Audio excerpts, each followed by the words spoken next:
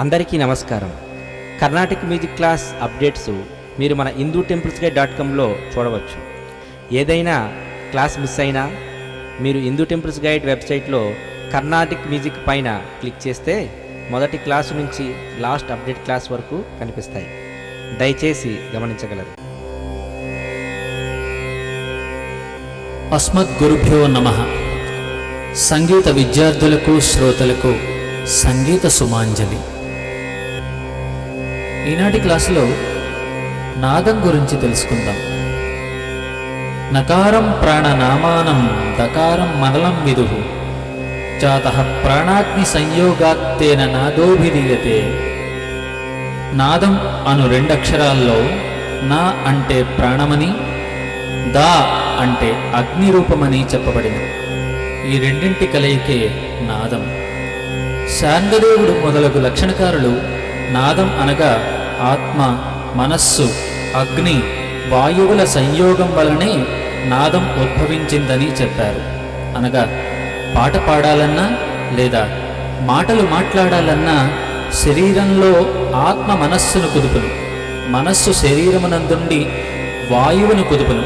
అనగా నాదము తొలుత నాభియందు, హృదయమునందు, గొంతునందు, శిరస్సునందు, తరువాత నోటి ద్వారా బయటికి వెలువడతాయి. ఇదే నాదం. ఈనాటి క్లాసులో 4వ సరళేశ్వరం నేర్చుకుందాం. సా రి గా మా పా మా గా రి సా రి గా మా పా దా ని సా సా ని ద ప మా ప ద ని సా ని ద ప మా గ రి సా. మరొకసారి సాధన చేద్దాము.